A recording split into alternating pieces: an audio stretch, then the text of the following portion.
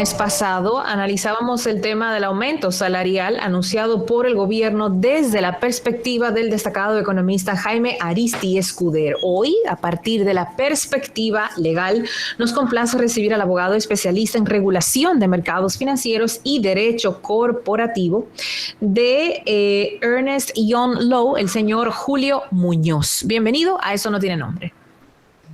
Gracias, Miralba. Saludos a todos. A sus órdenes, buenas tardes. Hola, muy buenas tardes, bienvenido.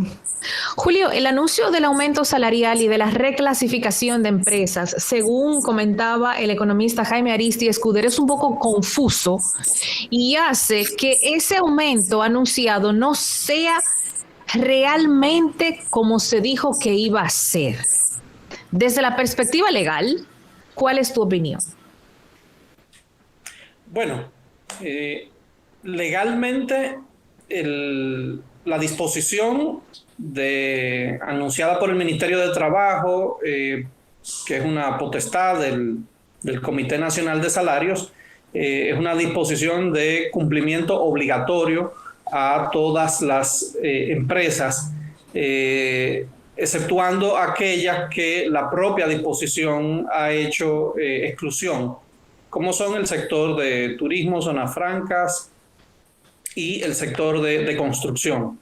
Fuera de ahí, las empresas tendrán que observar los aumentos del salario mínimo, que dicho sea de paso, es bueno precisar o reiterar siempre a la audiencia de que el Estado solo tiene la potestad de regular el salario mínimo. A partir de un ingreso superior al salario mínimo, lo que se impone es la convención entre las partes, o sea, que está sujeto, ¿no?, a la voluntad o a la decisión de la empresa y a los requerimientos o a la demanda que pueda hacer el trabajador, que sabemos que no necesariamente se encuentra en un plano de igualdad de condiciones frente a la empresa. De modo que desde la perspectiva legal no hay tal confusión. Las disposiciones son bastante claras y precisas. Lo que sucede es que se ha establecido una categorización de empresas que incluye dos elementos o dos parámetros. Uno es la cantidad de trabajadores y el otro es el volumen de ventas. Por ejemplo, tenemos que, para identificar una empresa y considerarla como micro, tenemos hasta un límite de 10 empleados y de 8 millones de pesos de ventas brutas anuales. En el caso de empresas pequeñas, de 11 a 50 trabajadores y de 8 a 54 millones en ventas. Empresas medianas de 51 a 150 y ventas de 54 a 200 millones. Y para grandes empresas, que es una categorización nueva que se hace a partir de la ley de pymes, entonces todo lo que sea empresa superior de más de 151 trabajadores y más de 202 millones de ventas, entonces se considerará una empresa grande. La posible confusión podría venir cuando la empresa encaja en uno de los elementos, pero en otro encaja en otra categorización o en otra clasificación. Por ejemplo, que tenga una cantidad de 50 o de 48 trabajadores, pero tenga volúmenes de venta aproximados de 100 millones de pesos. Bueno, ¿ahí qué sería? ¿Es una pequeña o es una mediana? En ese caso, la disposición tiene claramente el entendido de que se va a interpretar de la manera en que favorezca más al trabajador, que es una norma que existe en el Código de Trabajo para esta disposición y para cualquier otra disposición. Res indubio pro operario. En caso de confusión, siempre se favorece al trabajador. Por lo tanto, si hay alguna imprecisión o algún criterio de asociación a donde una empresa pueda entender que resulte contradictorio, el criterio que va a operar es muy simple. Va a interpretarse aquel renglón o aquella escala salarial que le resulte más favorable al trabajador. Entonces, según todo esto que nos estás... Desde la perspectiva legal lo entiendo de esa manera. Entonces, según todo esto que nos estás explicando, voy a hacer un poquito de abogado del diablo. Dijiste al principio, y creo que lo puntualizaste muy claro, que el Estado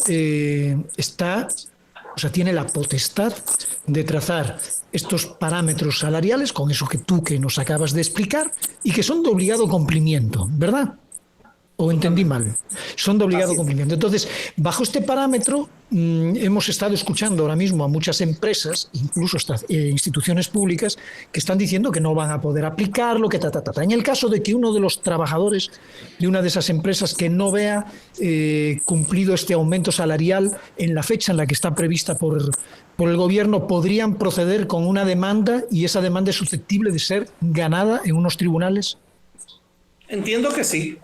Que si está vigente el contrato de trabajo y la empresa no ha interpuesto una solicitud de suspensión del contrato por imposibilidad de pago, por, digamos que entienda que no es posible mantener toda la planilla, que siempre es una discusión que surge como aspecto de contrapeso, ¿no?, en el aumento salarial. Si el contrato está vigente, no hay una suspensión del contrato de trabajo por ninguna de las causas, cualquier incumplimiento da lugar a una demanda en dimisión. Lo que sucede es que el resultado de esta demanda en dimisión no necesariamente es agradable desde una perspectiva social. Puede ser desde una perspectiva legal, pero la demanda en dimisión lo que supone es que el contrato de trabajo termina y tendría los mismos efectos que si la empresa cancelara, para que nos entiendan claramente los radioescuchas, tiene el mismo efecto que lo que nosotros llamamos a una cancelación. Es que al empleado se le reconocen sus prestaciones laborales, pero el contrato de trabajo termina. De manera que desde el punto de vista social no hay un final feliz en esa situación, porque el trabajador, pues bueno, va a perder necesariamente su trabajo, su contrato de trabajo. Así es, y no hay nada que proteja a los trabajadores, no hay absolutamente nada que proteja al trabajador que pretenda reclamar su aumento salarial de manera que no lo pierda. Por ejemplo, que esta demanda o esta querella, o no sé cómo qué nombre legal puede tener, la promulgue, por ejemplo, un sindicato o una asociación de X personas, y no una persona en particular que pueda coger y decir, bueno, nosotros vamos a demandar y a proceder en contra de aquella empresa que sabemos que no está pagando el salario mínimo que ya le tocaría pagarle a sus trabajadores. ¿Eso no es posible? Sí, lo que corresponde en este caso, fuera de una demanda en dimisión por incumplimiento, sería una denuncia a la autoridad de trabajo, el Ministerio de Trabajo, que tiene facultad legal para fiscalizar el cumplimiento de las leyes y normas laborales. Y entonces ahí lo que ocurriría es que la empresa probablemente se ve sometida a una fiscalización.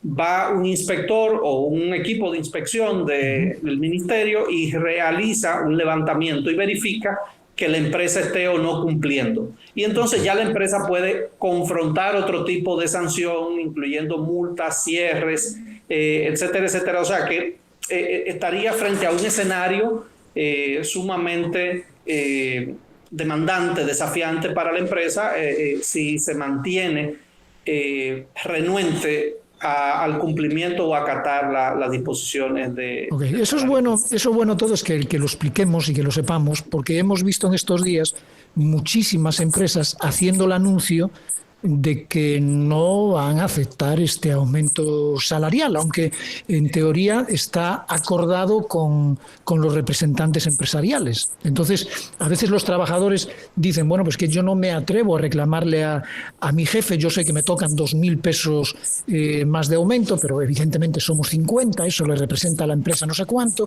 pero yo no me atrevo porque a lo mejor pierdo mi trabajo. Y es bueno que estos trabajadores sepan que tienen una forma de reclamo que puede resultar efectiva, ¿no? Sí, y recordemos que el salario tiene que ser reportado en distintas vías. Tiene que ser reportado para fines fiscales y tiene que ser reportado para fines del pago de seguridad social. Entonces, tan pronto la empresa llena la planilla y reconoce ese gasto y paga la seguridad social por ese trabajador, no puede colocar un monto inferior al monto del salario mínimo aprobado. Se generaría ahí una contradicción. Entonces, la empresa que se arriesgue a declarar que está pagando un salario que real y efectivamente no lo está pagando, o sea, no le está entregando el dinero completo a su trabajador. No, hay un descuadre lógico. Está expuesto todavía a sanciones mucho más drásticas, porque ya ahí estamos hablando de falsedad en la declaración, de documentos públicos, etcétera, etcétera. O sea, digamos que uno entiende que la reacción de cualquier empresa que sienta que no puede cumplir con esa obligación vendría por cualquier vía, menos por no acatar la disposición del salario. ¿Y qué puede hacer una empresa qué puede hacer una empresa en una situación como la de ahora, con que viene arrastrando quizá 1 año y medio, algunas más de 1 año y medio, de una crisis pandémica, donde a lo mejor se reducieron sus ventas, sus márgenes de beneficios? Otras empresas a lo mejor están subsistiendo con lo mínimo que tienen para subsistir, y de repente se encuentran con esto. ¿Qué recurso? Porque ya hablamos de los recursos que tendrían los trabajadores que quieran reclamar su salario. Pero ¿qué puede hacer una empresa ante una situación de imposibilidad que a veces pues el empresario dirá, bueno, pero es que para yo estar ganando esto que me quedaría yo ganando ahora, mejor reduzco la plantilla, me replanteo el negocio y pongo a todos patitas en la calle?